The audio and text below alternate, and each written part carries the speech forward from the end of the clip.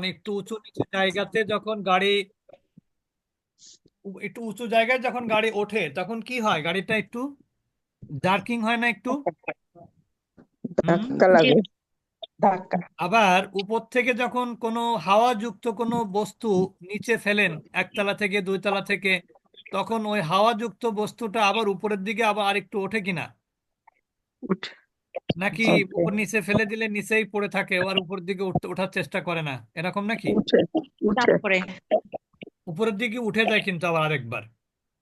Football, তারপরে আপনার যে কোনো বল আর কি, যেগুলোর মধ্যে হাওয়া আছে, কিন্তু জি। যেগুলো ভারী বস্তু এবং মাটি যদি হয় নরম কাদা, তাহলে কিন্তু এটা আর কি হয় না, উপরের দিকে ওঠে না। উপরে ওঠে না।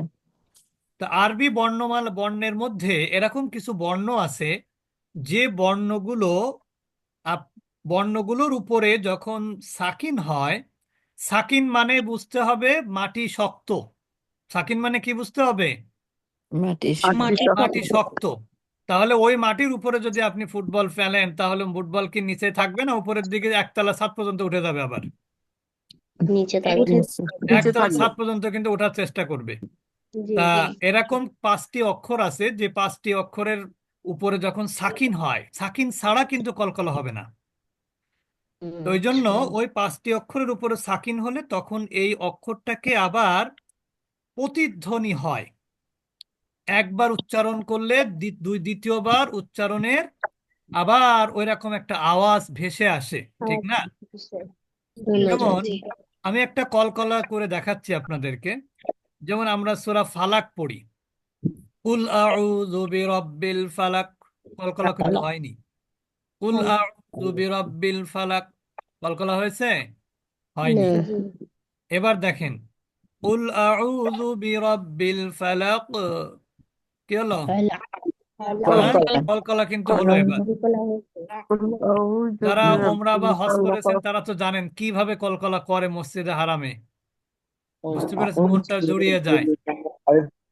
কুল আউযু বিরাব্বিল ফালাক, কি হবে? ফালাক, এটা হচ্ছে কলকলা। এই কলকলাটা আমরা কেন পড়বো? এই কলকলাটা পড়বো পড়ার সৌন্দর্যকে বাড়িয়ে তোলার জন্য। এই কলকলা করা বা না করার ক্ষেত্রে অর্থের কোনো পরিবর্তন নাই। এই কলকলা না করলে নামাজের কোনো ক্ষতি নাই। কিন্তু আল্লাহ তাআলা সুন্দর সুন্দরকেই পছন্দ করেন, পছন্দ করে। ঠিক না? আপনি সবকিছু সুন্দর পছন্দ করেন, কোরআন মানে গান সুন্দর হলে ভালো লাগে, কবিতা আবৃত্তি সুন্দর হলে ভালো লাগে, সুন্দর পোশাক পরলে ভালো লাগে। তাহলে কোরআন তেলাওয়াতটা কেন সুন্দর হবে না? কেন তারতিলের সাথে আপনি পড়বেন না? এটা হতেই পারে না, ঠিক না? এই জন্য আমরা কলকলার নিয়মটা খুব সুন্দর করে পড়ার চেষ্টা করব। তাহলে কলকাতার সিস্টেমটা বুঝেছেন তো? জি। তাহলে কলকলার অক্ষর হলো 5টি। এই যে দেখেন 5টি অক্ষর, এই যে পিক আপের উপর থেকে লাফিয়ে উঠলো 5টি অক্ষর, বা বুঝতে জিম। পেরেছেন? পিক আপের উপরে কি হলো, 5টি অক্ষর লাফাচ্ছে। বা জিম এই 5টি অক্ষর হলো কফ, ত, বা, জিম, দাল। বা যদি এটা মনে রাখার সুবিধার্থে আপনি বলতে পারেন কুতুবজাত অথবা কুতুবুজাদ্দিন। এই কুতুবজাত বা কুতুবুজাদ্দিন যাই বলেন না কেন, এটা কোনো অর্থ নাই কিন্তু। আবার মনে করেন না, কেউ যদি কুতুবজাত বলে আবার বলতেছেন ভাই তুমি কুতুবজাত বললে কেন, ওটা তো কুতুবুজাদ্দিন হবে। এটা বলার কোনো সুযোগ নাই। যে যেভাবে মনে রাখতে পারে সেভাবে সে মনে রাখবে। কুতুবজাত বলতে বলে যদি কেউ মনে রাখতে পারে সেভাবে মনে রাখবে, কুতুবুজাদ্দিন যদি মনে রাখতে পারে সে সেভাবে মনে রাখবে। উদ্দেশ্য হলো মনে রাখা। তাহলে কলকলার অক্ষর কি কি? কফ, ত, বা, জিম, দাল। এই অক্ষরে আমরা কি বলি? কুতুবজাত বা কুতুবুজাদ্দিন। কি বলি? কুতুবজাত। কুতুবজাত। কুতুবজাত বা কুতুবুজাদ্দিন। সবাই বুঝেছেন? আচ্ছা, কি এই 5টি অক্ষর মনে নাই, মুখস্থ নাই, এরকম কেউ আছেন? মুখস্থ আছে। আচ্ছা, যদি না থাকে অবশ্যই রেকর্ড শুনবেন, মুখস্থ করবেন। আর আমি আপনাদেরকে বই টই কেনার কথা বেশি একটা বলি না, নাই বলবেন যে পড়াচ্ছে একদিকে আবার ব্যবসা করতেছে আরেকদিকে। তো একটা বই আছে, কোরআন পড়ুন সহজ পদ্ধতিতে, এই বইয়ের মধ্যে কিন্তু সবগুলো আছে। ওই বইয়ের আলোকেই কিন্তু স্লাইড তৈরি। আমি এতদিন বলি নাই কিছু। এখন আজকে বললাম, যদি কারো প্রয়োজন হয় আপনারা যোগাযোগ করতে পারবেন। আচ্ছা, এরপরে আমরা চলে যাব এই 5টি অক্ষরে কখন কলকলা হবে। যখন এই 5টি অক্ষরের উপরে সাকিন হবে, বা আমরা অনেকে সাকিনকে জজম বলি। এই সাকিন বা জজম হলে কলকলা হবে, আদারওয়াইজ এখানে কলকলা হবে না। হবে না। তবে কিছু কথা আছে, সেটা আমরা শেষে বলবো, এখন না। আমরা এখন একটু প্র্যাকটিস করব। এখানে দেখেন, এখানে কলকলার অক্ষর আছে কফ, এখানে কলকলার অক্ষর কফ, এখানে কলকলার অক্ষর ত, এখানে কলকলার অক্ষর ত। আমি বলার পরে সবাই একসাথে বলবেন, খলাকনা। সবাই বলি।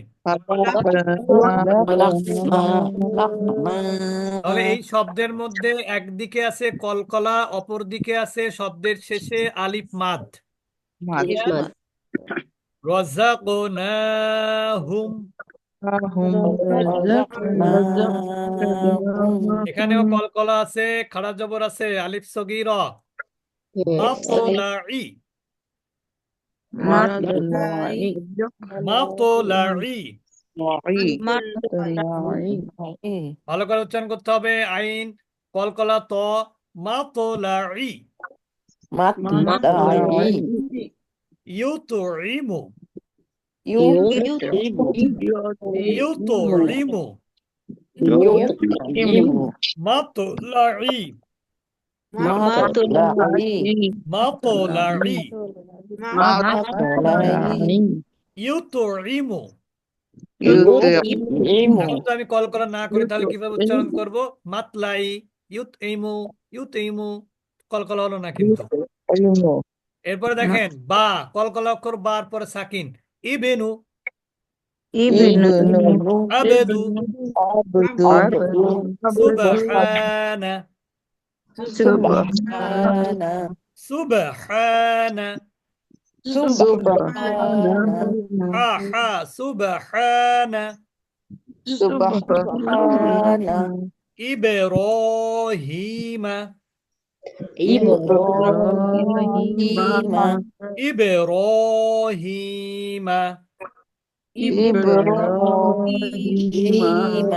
তাহলে এখানে ইব্রাহিমের মধ্যে কলকলা আছে বা, আলিফ সগীরা আছে র, হি হচ্ছে ইয়ামাত। হিটা কি মাদ?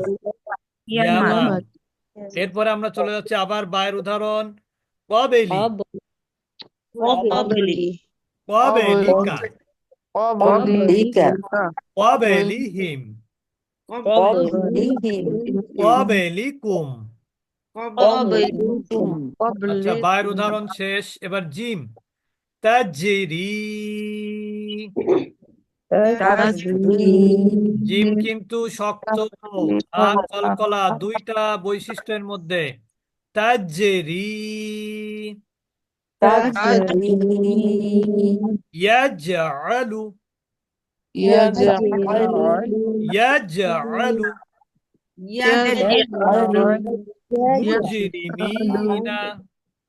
মুজরিমিনা। মুজরিমিনা। আজমাইনা। এবার দাল। আদেনি। আদেরকা। ইয়াদউনা। তাদউনা। আচ্ছা, তাহলে আমরা কফ ত বা জিম দাল 5টি কলকলা অক্ষরে প্র্যাকটিস করলাম। এখন আপনাদের কিছু কথা বলবো, যেটা একটু মনোযোগ দিতে হবে। কলকলা 3 প্রকার। কলকলা কয় প্রকার? 3 প্রকার। একটা হলো কলকলা তু সুগরা। সুগরা মানে কি? ছোট কলকলা। কলকলাতুল কুবরা। কি কলকলা? বড় কলকলা। কলকলাতুল উস্তা। মিডিল ক্লাসের কলকলা, মিডল মানে মধ্যম মানের কলকলা। এখন আপনাদের মনের মধ্যে কি প্রশ্ন জাগছে যে সুগরা, উস্তা, কুবরা এগুলো আবার কি জিনিস? মন চাচ্ছে নাকি? जी उस्ताद जी जी उस्ताद जी। আচ্ছা, সুগরা হলো যদি কলকলা, সুগরা আগে একটু লিখে দেখাই। সুগরা, সুগরা মানে হচ্ছে ছোট যেটা, সুগরা। शुक्र কোনটা সুগরা? হুম, যদি सुगुरु কলকলার অক্ষর শব্দের মাঝে থাকে, কিসে থাকে? শব্দের शब्देर মাঝে। माঝে যদি থাকে কলকলার অক্ষর শব্দের মাঝে থাকে এবং কলকলার অক্ষরের উপরে সাকিন বা জজম থাকে, তাহলে সেই কলকলাকে বলা হবে কলকলাতুস সুগরা। ক্লিয়ার? सुगुरु জি উস্তাদ জি। তার মানে শব্দের মাঝখানে কলকলা হলে এটা মনে রাখবেন, শব্দের মাঝখানে কলকলা হচ্ছে কলকলাতুস সুগরা, মধ্যম মানের কলকলা। আদেনি এবার বললেই হয়ে গেল, বড় হাই আদিন। ক্লাসের কলকলা না। আর উস্তা হলো, উস্তা, উস্তা শব্দের অর্থ হচ্ছে মিডল, মধ্যম। যেমন আমরা কোরআনে একটা আয়াত আছে না, হাফিজু আলা সলাওয়াতি ওয়াস সলাতিল উস্তা। উস্তা মানে হচ্ছে কোন নামাজ? কেউ কেউ বলে আসরের নামাজ বলেছেন, কেউ বলেছেন জোহরের নামাজ। আসরের নামাজটা বেশি প্রসিদ্ধ। মানে সারা দিন রাতের মধ্যে মাঝখানের যে নামাজটা, সেটা কোনটা হয়? আসর আসর। উস্তা শব্দের অর্থ হচ্ছে মধ্যম। বুঝতে পেরেছেন? তো এখন জি এই উস্তাদ জি উস্তা হলো যদি শব্দের শেষে কলকলার অক্ষরে সাকিন হয়, সে সাকিনটা বেসিক্যালি সাকিন হতে পারে, আবার থামার কারণেও সাকিন হতে পারে। যেমন কুল আউযু বিরাব্বিল ফালাক, বিরাব্বিল ফালাক কি ছিল, কিন্তু কিন্তু থামার কারণে কি হয়ে গেছে, এখানে সাকিন হয়ে গেছে। তাহলে আমরা বলতে পারি শব্দের শেষে যদি কলকলার অক্ষরে সাকিন হয়, সেটা যে কোনো কারণেই হতে পারে, থামার কারণেও সাকিন হতে পারে, আবার বেসিক্যালি সাকিন কিন্তু আছে এরকম শব্দ, সেই ক্ষেত্রে সেটা হবে কলকলাতুল উস্তা, মধ্যম মানের কলকলা। তার মানে এই আদনি থেকে এইটার কলকলার পাওয়ারটা বেশি হবে। যেমন এখানে তো কোনো রকমে বলে গেলেন আদেনি, আর এখানে কি হবে? ফলাক, ফলাক। হলা বুঝতে পেরেছেন? হলা ফলা তা যখন শব্দের শেষ অক্ষরে কলকলার অক্ষরে সাকিন থাকে, তখন সেটা কলকলাতুল উস্ত। উস্ত এটা কি? কলকলাতুল উস্ত। কলকলা এবার আমরা চলে যাব কলকলাতুল কুবরা, সব থেকে বড় কলকলা। সেটা আবার কি? সেটা হলো শব্দের শেষে যদি কলকলার অক্ষরে তাসদিদ থাকে। ভালো করে শুনবেন এটা, তাসদিদে কিন্তু মাঝখানে কলকলা হয় না, তাসদিদে কিন্তু শেষেও কলকলা হয় না। যদি আপনি শেষে কি করেন, শেষের কলকলার অক্ষরটাকে মিলিয়ে পড়েন। যেমন আমি যদি সূরা লাহাব বলি, তাব্বাত ইয়াদা আবি লাহাবিন ওয়া তাব্বা মা আগনা আনহু, ওয়াতাব্বা মা আগনা যদি পড়েন, তাহলে কিন্তু দেখেন ওয়াতাব্বা, এখানে কিন্তু শেষে কি অক্ষর আছে? বা আছে না কলকলার অক্ষর? জি উস্তাদ এখানে দেখেন বা এর উপরে কিন্তু তাজদিদ আছে, কিন্তু জি এটা আবার বাটা কি শব্দের শেষ অক্ষর না? জি জি উস্তাদ জি এখন আপনি যদি এভাবে পড়ে যান, তাব্বাত ইয়াদা আবি লাহাবিন ওয়া তাব্বা মা আগনা আনহু মালুহু ওয়া মা কাসাবা সায়াসলা, এইভাবে পড়লে কিন্তু কলকলা হবে না। কিন্তু আপনারা একটা নিয়ম হয়তো জানবেন, আমরা পড়াবো, তা এর মাঝখানে হয়তো অনেকে জানেনও, এমন হতে পারে যে ওয়াকফের নিয়ম আমরা পড়াবো যখন, তখন বলবো যে শব্দের শেষে যখন তাজদিদ থাকে, ওইখানে থেমে গেলে কিন্তু তাজদিদের সাথে যে অতিরিক্ত হরকত থাকে, তাজদিদ কিন্তু কখনো একা একা ব্যবহার হয় না, ওই অতিরিক্ত হরকত কিন্তু থামার ক্ষেত্রে পড়া হবে না। কি বললাম? বলা হবে না। এখন আপনি যদি অতাবের এখানে থেমে যান, তাহলে এই জবরটা কি পড়বেন? না না। পড়বেন না। তাহলে এটা হবে কলকলাতুল কুবরা।